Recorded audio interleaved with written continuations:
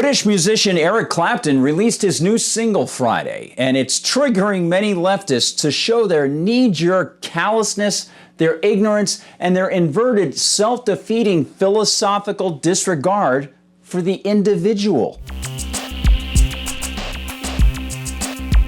Hi everyone, I'm Gardner Goldsmith for MRC-TV, and yeah, the song is out, entitled This Has Gotta Stop. Eric Clapton's new tune encompasses blues, rock, maybe a little up-tempo pop folk, and the lyrics are very timely. They're potent and they're heartfelt, stemming from Mr. Clapton's own experiences seeing loved ones locked out of their livelihoods and his own personal suffering, what he logically has concluded are detrimental injuries caused by 2 mRNA jabs he received months ago.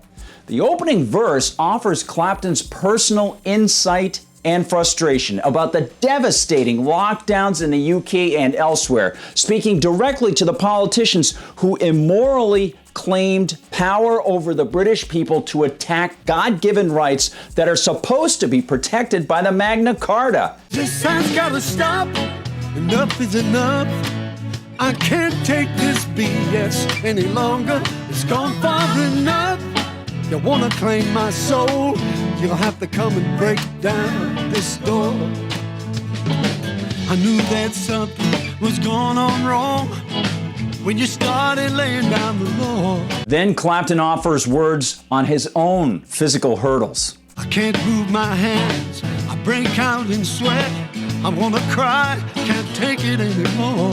For those who are unaware, Eric Clapton suffers neurological problems that he believes were made worse by taking 2 mRNA jabs.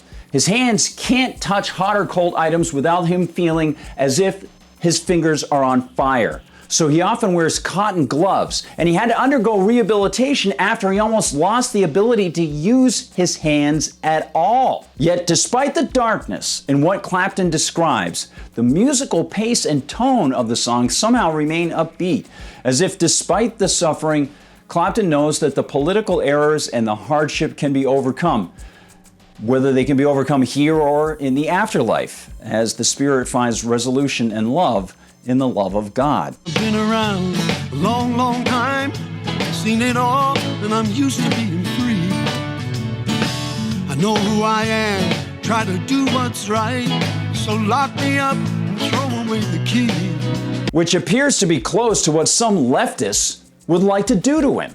Many took to Twitter to attack Clapton in ways that not only reflect their ignorance of the lockdowns, the jabs, the masks, and the survivability stats surrounding the so-called pandemic, they reveal ignorance of or callousness to Clapton's own suffering.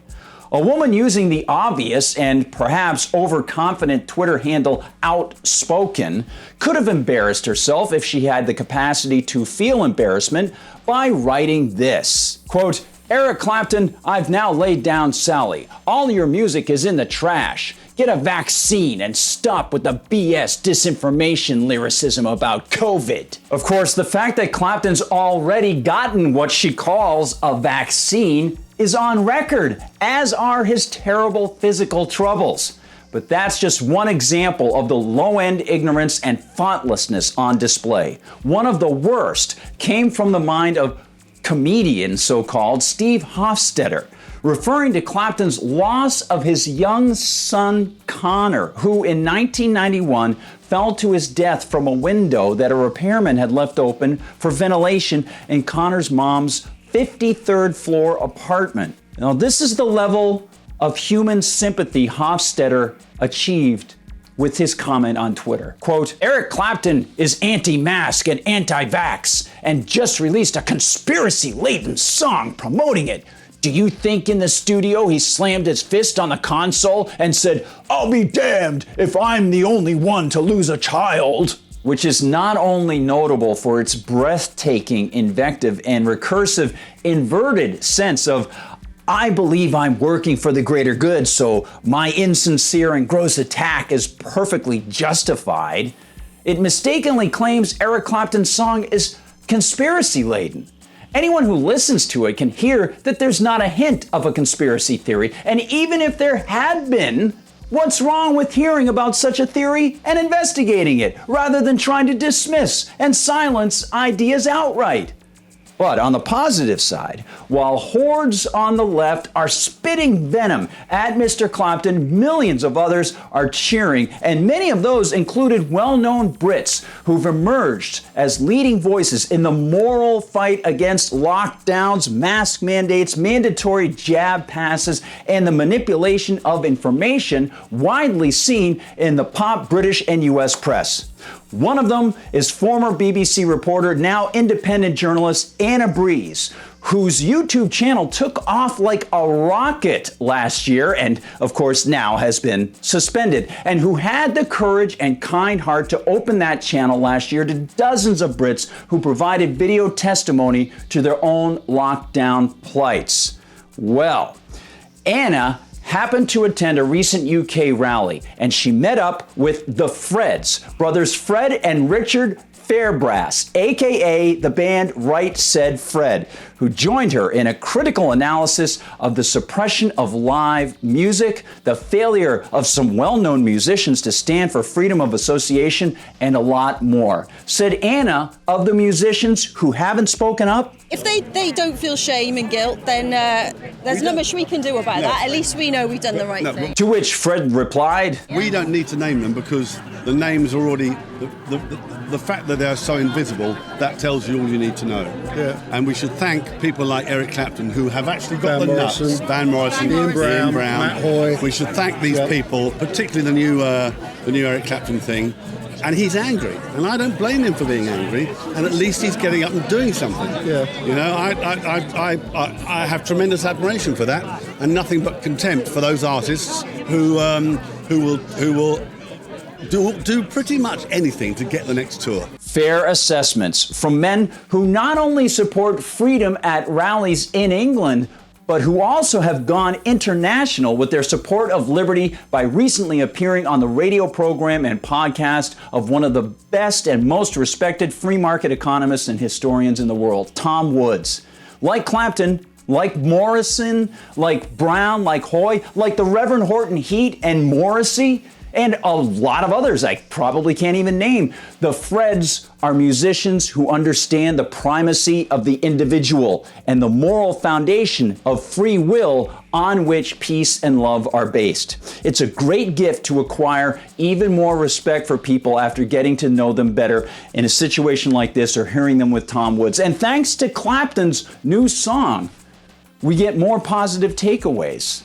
We get to connect with kindred spirits who help lift our spirits, and we get to know that there are good guys and gals out there. That's one of the things I enjoy so much about communicating with all of you out there when you leave comments on the videos.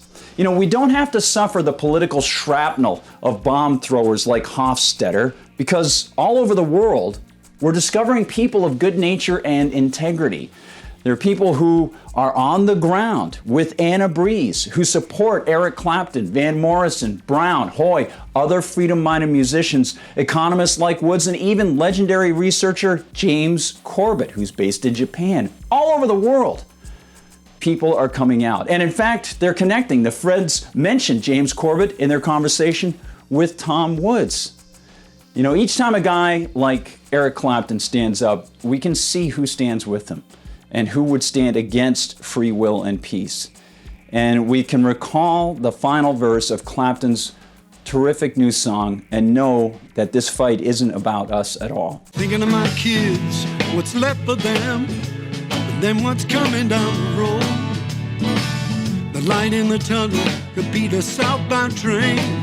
Lord, please help them with the load. Well, thank you, Eric Clapton, and all the musicians like the Freds and reporters like Anna Breeze and others like you who are watching and fighting for freedom. Thank you for being kindred spirits, everybody. It lifts my spirits greatly. And again, it's a positive that we get out of this. It's a wonderful thing to realize there are really, really good people out there, like all the people who work at MRC-TV too.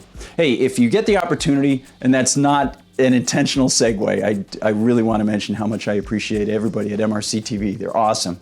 But please visit MRCTV.org to find out what the whole team is doing there. And if you get the opportunity, check out MRC-TV's Rumble channel.